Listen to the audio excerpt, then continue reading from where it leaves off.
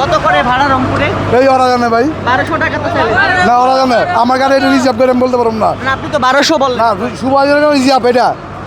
ভাড়া তো 600 টাকা করে, ভাড়া তো রিজার্ভ করি। রংপুরে তো 600 টাকা ভাড়া। হাঁটবে না, আস্তে খালি আস্তে আছে ভাইজান। সাধারণ মানুষ দেবে না। দর্শক দেখতে পাচ্ছেন যে দ্বিগুণ ভাড়া চাওয়া হচ্ছে, 600 টাকার ভাড়া 1200 টাকা। কোনোভাবেই কিন্তু সাধারণ মানুষ যেতে পারছে না। একটু বলবেন যে এই যে 600 টাকার ভাড়া 1200 টাকা চাচ্ছে, কিভাবে যাবেন আপনারা? এ যাওয়ার তো কোনো লাইন দেখতেছি না, ওরা তো কলে ফেলাই কলম পড়াচ্ছে, কলে ফেলাই কলম পড়াচ্ছে। এখন কি করবেন আপনারা? এখন তো যাওয়া খুব কঠিন হয়ে যাচ্ছে, বলে নাই, বলছে বাস নাই, তো যাবেন কী করে? তো এই বলছে যে কম নেন ভাই, এত অত্যাচার করে নিয়েন না। ও বলছে যে বাস নাই, এক কথাই বলে দিচ্ছে। মানে ভোট কি দেওয়া হবে তাহলে এভাবে? এভাবেই ভোট দেওয়া হবে মনে হচ্ছে। প্রশাসন আচ্ছা, নাই। ঈদেও তো মনে হয় এত ভাড়া বাড়তি হয় নাই, ঈদেও তো হয়নি। এতদিন বাড়তি হয় না, এখন প্রশাসন তো তারা ভোটের তালেই ব্যস্ত আছে মনে হয়, এই জন্য। আপনারা কোথায় যাবেন আঙ্কেল? বগুড়া যাবো। বগুড়ায় যাবেন। দাঁড়াই এখানে কতক্ষণ থেকে আছেন? তাও তো 1.5 ঘন্টা। 1.5 ঘন্টা না? কি যাইতে পারতেছেন না কেন? গাড়ি নেই, গাড়ি নেই। গাড়ি ভাড়া বেশি। কত টাকা করে যাচ্ছে ভাড়া? বগুড়া 1000। 1000। কয় টাকার ভাড়া? 300 টাকা। 300 টাকা। আচ্ছা রাখো, গাড়ি পাস। কতক্ষণ থেকে আছেন? 2 ঘন্টা হবে। যাইতে পারতেছেন না কেন? গাড়ি পাওয়া যাচ্ছে না, কত ভাড়া কেমন? ভাড়া তো বেশি। কত যাচ্ছে? 1800। আগে কত ছিল? আগে আসলো 500। 500। এত ভাড়া যাচ্ছে কেন বেশি? হ্যাঁ, এত বেশি যাচ্ছে কেন? কেমনে করবেন? কি যাওয়া হবে এখন? যাবে, দেরি আছে এখন, না গাড়ি পাচ্ছি না।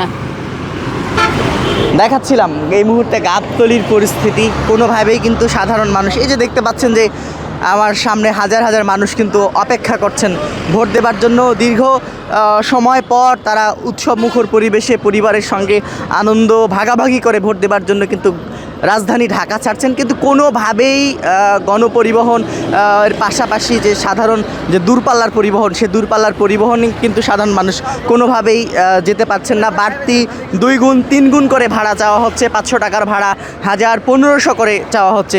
এই মানুষগুলো সকাল থেকে এভাবেই কিন্তু এখানে দাঁড়িয়ে রয়েছেন, এই রোদের মধ্যে ধুলাবালির মধ্যে কিন্তু এখানে দাঁড়িয়ে রয়েছেন। তবে এখন পর্যন্ত তারা ভোট দিতে যেতে পারবেন কিনা বা আদৌ এই বাস পাবেন কিনা, যেতে পারবেন কিনা, এটি কিন্তু শঙ্কা রয়েছে, তেমনটি কিন্তু আমরা দেখতে পাচ্ছি। এবং দেখতেই পাচ্ছেন যে এখানকার পরিস্থিতি, প্রত্যেকটি পরিবহনের পরিস্থিতি কিন্তু এমন 2 গুণ 3 গুণ করে ভাড়া চাওয়া হচ্ছে এবং কোনোভাবেই সাধারণ ভোটাররা যেতে পারছে না। কই যাবেন আঙ্কেল?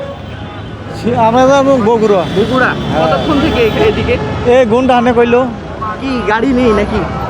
কো গাড়ি ওই থেকে বোঝাই আসতেছে। কেমন? কে ভাড়া আনে ওই জিজ্ঞেস করিনি আমি। ভাই ভাড়া কেমন? ভাড়া অনেক বেশি ভাই। অনেক কেমন বেশি? আমার তো বাড়ি ওদিকে না, আমার বাড়ি বরিশাল। শুনছি 1000 টাকা করে নাকি লজ ভাড়া, গাড়ি ভাড়া, এরকম কিছু বলতেছে। মানে ঈদের মতো ভাড়া? জি জি। এত বেশি কেন চাচ্ছে আসলে? সেটা তো সঠিক ভাই আমি বলতে পারবো না, কারণ হয়তো ছুটির কারণে হইতে পারে। মানুষ স্বাচ্ছন্দ্যে ভোট দিব, তার চাইতে হয়রানি হইতেছে আমি মনে করতেছি। দেখাচ্ছিলাম পরিস্থিতি, এখানকার গাবতলীর পরিস্থিতি। আসলে কোনোভাবে এটি নিয়ন্ত্রণ করা সম্ভব, আদৌ সম্ভব কিনা সেটি কিন্তু এখন পর্যন্ত নিশ্চিত করে কেউ বলতে পারছে না। তো এই ছিল এখন পর্যন্ত গাবতলীর সর্বশেষ পরিস্থিতি।